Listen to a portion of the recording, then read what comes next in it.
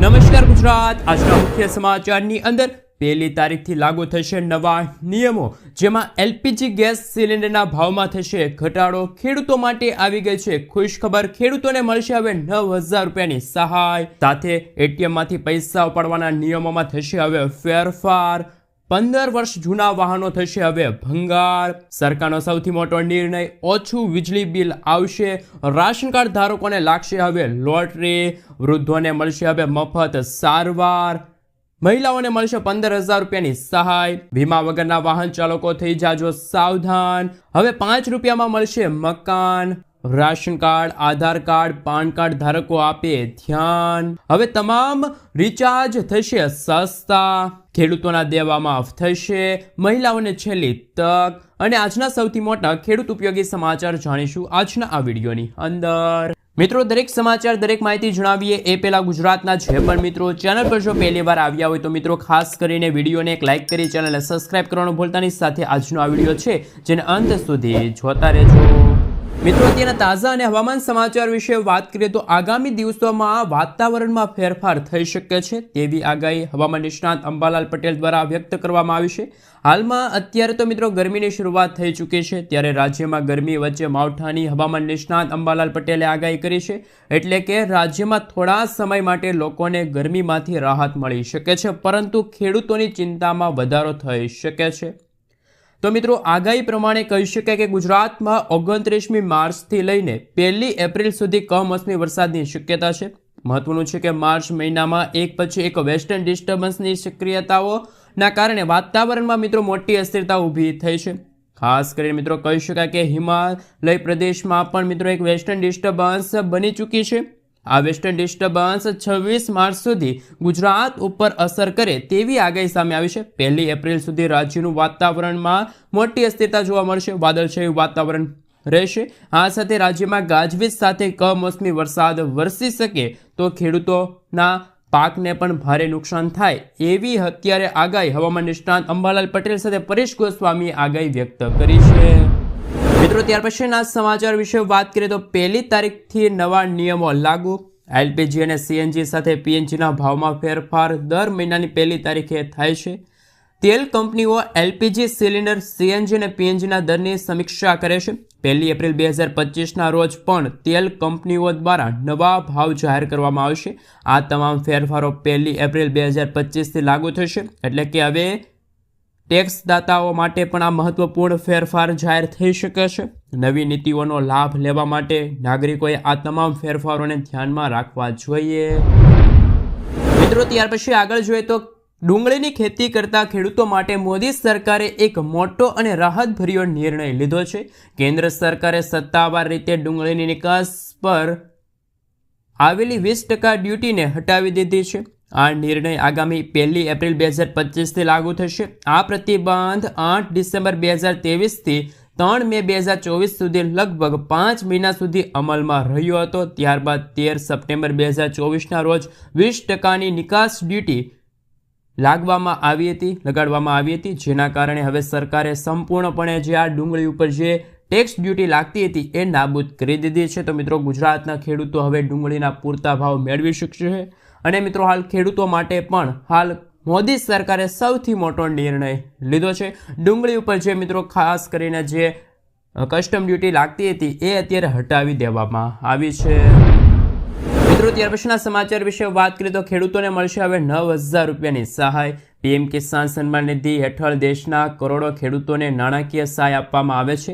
આ યોજના હેઠળ પાત્ર ખેડૂતોને વાર્ષિક 6,000 રૂપિયાની સહાય પૂરી પાડવામાં આવે છે, જે 3 હપ્તામાં સીધા ખેડૂતોના બેંક ખાતામાં આ પૈસા મોકલવામાં આવે છે। હવે રાજસ્થાનમાં પણ ભાજપ સરકાર દ્વારા ખેડૂતો માટે એક મોટી જાહેરાત કરવામાં આવી છે।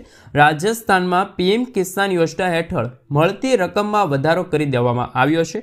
રાજસ્થાનમાં હવે આ યોજના હેઠળ ખેડૂતોને વાર્ષિક 9,000 રૂપિયા મળશે। તો શું મિત્રો ગુજરાતમાં પણ વધુ 3,000 રૂપિયા ખેડૂતોને મળવા જોઈએ? એટલે કે મિત્રો, પીએમ કિસાન સન્માન નિધિ યોજના અંતર્ગત કેન્દ્ર સરકાર ખેડૂતોના ખાતામાં 2,000 રૂપિયાના 4 હપ્તા મોકલે છે।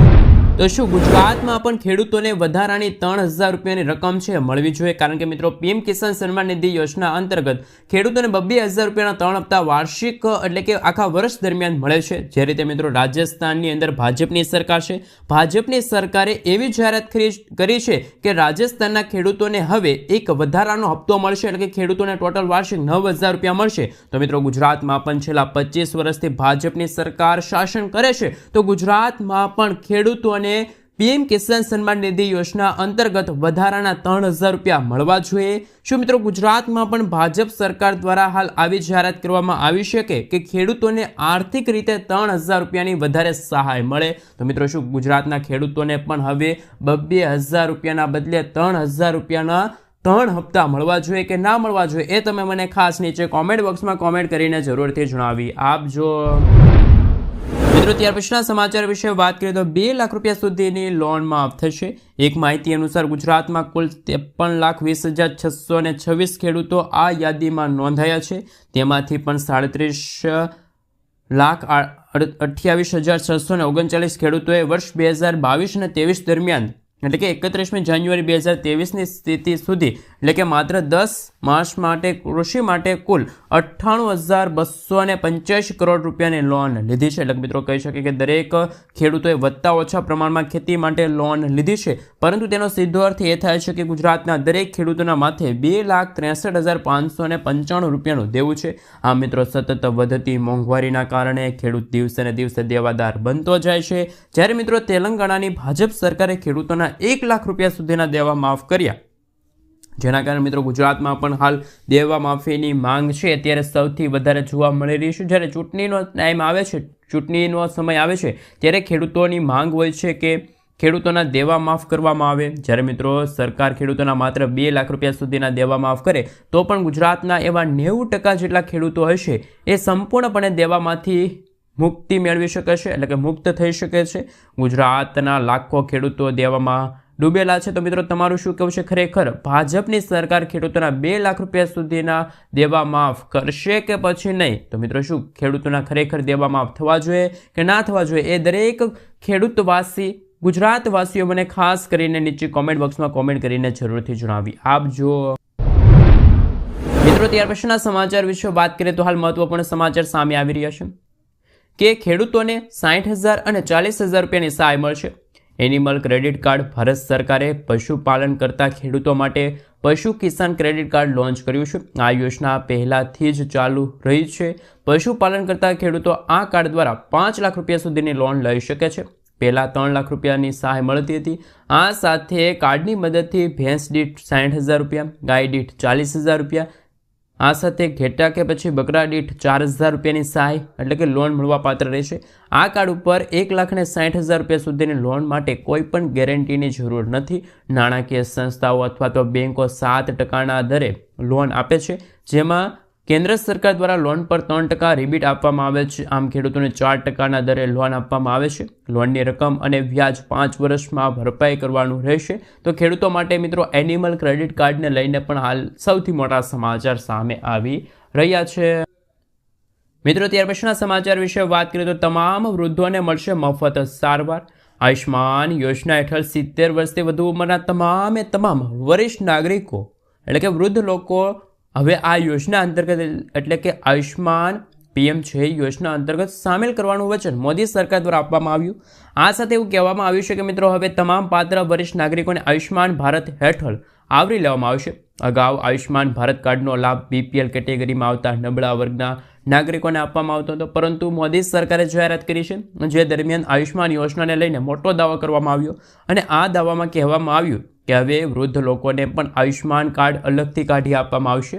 અને હાલ આયુષ્માન યોજનામાં તમામ વૃદ્ધ લોકોને 5 લાખ રૂપિયા સુધીની સારવાર છે એ મળવા પાત્ર રહેશે. તો મિત્રો વરિષ્ઠ નાગરિકો માટે ગુજરાતના મુખ્યમંત્રી ભૂપેન્દ્ર પટેલ દ્વારા અને કેન્દ્ર સરકાર એટલે કે મોદી સરકાર દ્વારા ખેડૂતો અને જે ખાસ કરીને વૃદ્ધ લોકો છે એમના માટે સૌથી મોટી જાહેરાત કરવામાં આવી છે આયુષ્માન કાર્ડ અંતર્ગત.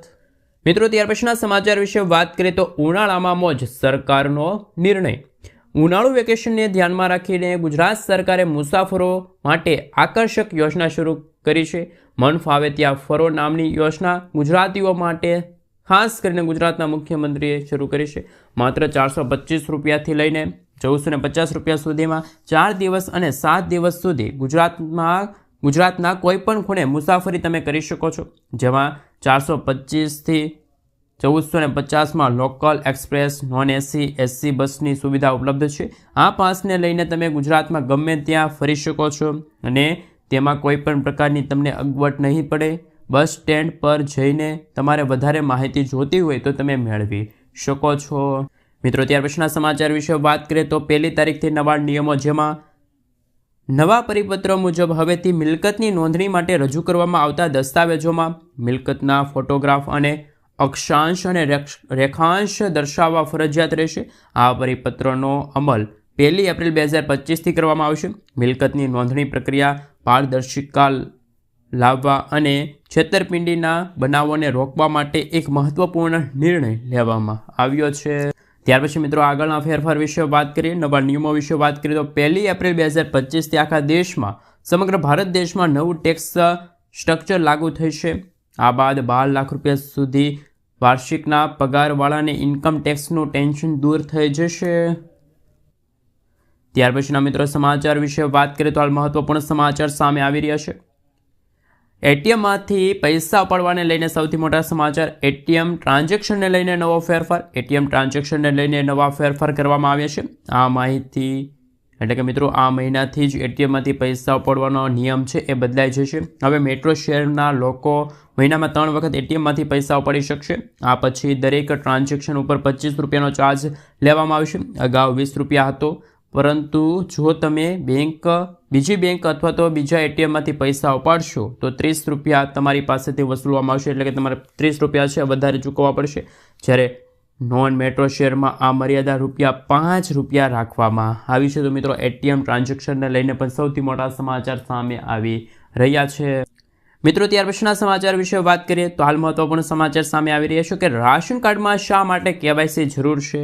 તો મિત્રો, ગેસની બોટલ, ગેસ લાઇનમાં રાશન કાર્ડ માટે કેવાયસી વગર તમને ગેસ લાઇન બંધ થઈ જશે. એટલે મિત્રો તમારે જો તમને ગેસ સિલિન્ડર મળતો હોય તો તમારે ગેસ સિલિન્ડરને પણ તમારે જો જોતું હોય તો તમારે રાશન કાર્ડ એક્ટિવ રાખવું જરૂરી છે.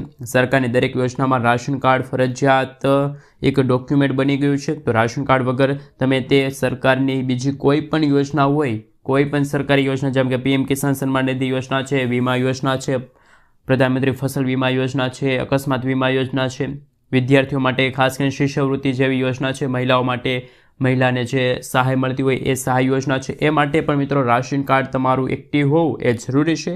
આવકના દાખલા માટે પણ રાશન કાર્ડનો પુરાવો આપવો પડતો હોય છે. તો મિત્રો રાશન કાર્ડ એક્ટિવ હોય તો તમે આવકનો દાખલો કઢાવી શકો છો.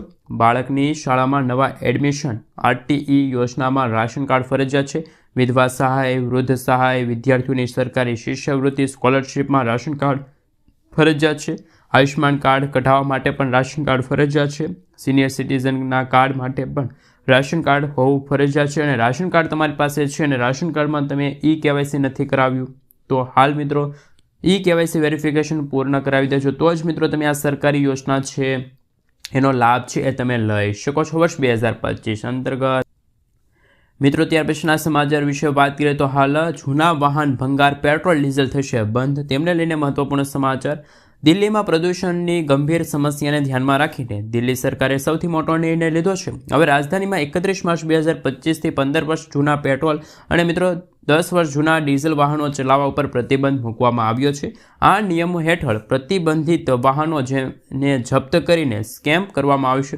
દિલ્હીમાં પર્યાવરણ પ્રધાન શનિવારે એક મહત્વપૂર્ણ જાહેરાત કરી હતી.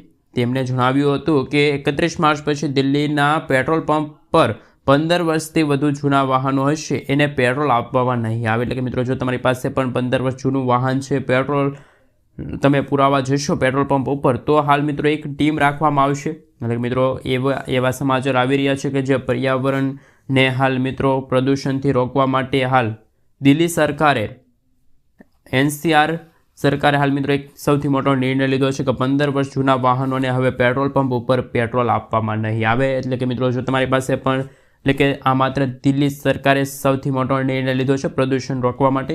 આવો જ નિર્ણય હવે ગુજરાત સરકાર પણ હવે ટૂંક સમયમાં લઈ શકે છે. તો ગુજરાતમાં પણ જે વાહન ચાલકો પાસે 15 વર્ષ જૂના વાહનો છે એમને હવે પેટ્રોલ આપવામાં આવશે નહીં. મિત્રો ત્યાર પછીના સમાચાર વિશે વાત કરીએ તો હવે 5 રૂપિયામાં મકાન મળશે.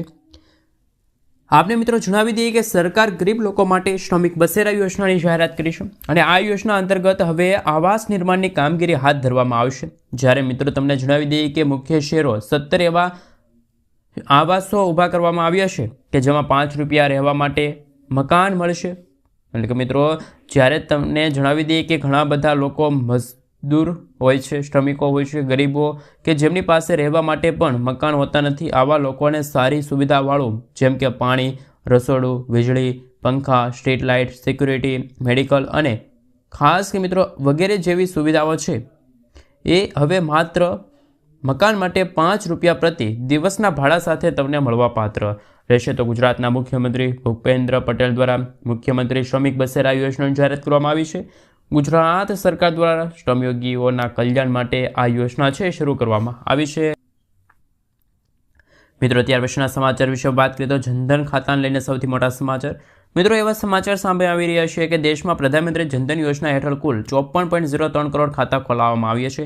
તેમાંથી 11.30 કરોડ ખાતાઓ નિષ્ક્રિય અવસ્થામાં છે. જો કોઈ ગ્રાહક 2 વર્ષથી વધુ સમય સુધી કોઈ વ્યવહાર ન કરે તો તે નિષ્ક્રિય ગણવામાં આવે છે ખાતું. એટલે કે મિત્રો તમારી પાસે જો કોઈ જનધન ખાતું છે અને એ જનધન ખાતામાં મિત્રો તમે છેલ્લા 2 વર્ષથી એ ખાતામાં કોઈ પૈસાની લેવડ દેવડ નથી કરી અથવા તો મિત્રો એ પૈસામાં એટલે કે જનધન ખાતામાં તમે હજુ સુધી KYC પ્રક્રિયા પૂર્ણ નથી કરી તો હવે એવા ખાતાઓ છે એ મિત્રો રિઝર્વ બેંક ઓફ ઇન્ડિયા દ્વારા બેંકોને આદેશ કરી દેવામાં આવ્યો છે કે જો આવા 2 વર્ષ જૂના ખાતા પડેલા છે તો એ ખાતા હવે બંધ કરી દેવામાં આવશે. મિત્રો હાલ આપણે જણાવી દઈએ કે રાજ્યસભામાં એક પ્રશ્નમાં લેખિત જવાબમાં નાણાં રાજ્યમંત્રી પંકજ ચૌધરીએ જણાવ્યું હતું કે 20 નવેમ્બર 2024 સુધી નિષ્ક્રિય ખાતાઓમાં કુલ 14,000 કરોડ રૂપિયાથી વધુ રકમ પડી છે. જો આવા ખાતામાં કોઈ લેવડ દેવડ નહીં કરવામાં આવે, KYC પ્રક્રિયા પૂર્ણ કરવામાં નહીં આવે તો એ પૈસા છે બ્લોક કરી દેવામાં આવશે. તો મિત્રો જો તમારું પણ આમાં ખાતું હોય તો તમે સૌપ્રથમ તમામ કામો પડતા મૂકી દેશો અને સૌપ્રથમ તમારા બેંક ખાતાને KYC સાથે જોઈન્ટ કરાવી દેશો. એટલે કે KYC પ્રક્રિયામાંથી પસાર કરી દેશો, નહીંતર તો તમારા પણ જે જનધન ખાતામાં પૈસા પડેલા છે એ બ્લોક કરી દેવામાં આવશે. તો મિત્રો રિઝર્વ બેંક ઓફ ઇન્ડિયા દ્વારા જનધન ખાતાને લઈને સૌથી મોટી જાહેરાત કરવામાં આવી છે. મિત્રો આગળના સમાચાર વિશે વાત કરીએ તો મહત્વપૂર્ણ સમાચાર કે રિક્ષા ચાલકોને 48,000 રૂપિયાની સહાય મળશે. રિક્ષા ખરીદવા માટે મળશે 48,000ની સહાય. ઇલેક્ટ્રિક વાહન સહાય યોજના જેમાં પેટ્રોલ બચત અને પર્યાવરણ પ્રદૂષણ ન થાય અને તેનો બચાવ થાય.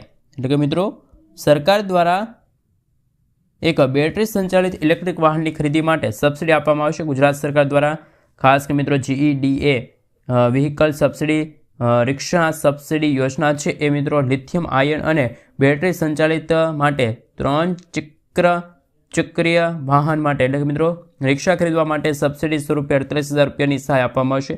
રિક્ષા ચાલક, મહિલા સાહસિક, યુવા વર્ગ, સ્ટાન્ડઅપ, અનુસૂચિત જાતિ અને અનુસૂચિત જનજાતિ અને બિન અનામત આર્થિક પછાત વર્ગના લોકોને પ્રાથમિકતા આપવામાં આવશે અને આ લોકોને લાભ છે મળવાપાત્ર રહેશે. તો રિક્ષા ચાલકો માટે પણ મહત્વના સમાચાર સામે આવી રહ્યા છે. મિત્રો ત્યાર પછીના સમાચાર વિશે વાત કરીએ તો મહત્વપૂર્ણ સમાચાર સામે આવી રહ્યા છે કે હવે તમામ રિચાર્જ થશે સસ્તા. મોબાઈલ યુઝરો માટે ખુશખબર, હવે 20 રૂપિયામાં મળશે 4 મહિનાની વેલિડિટી વાળું રિચાર્જ.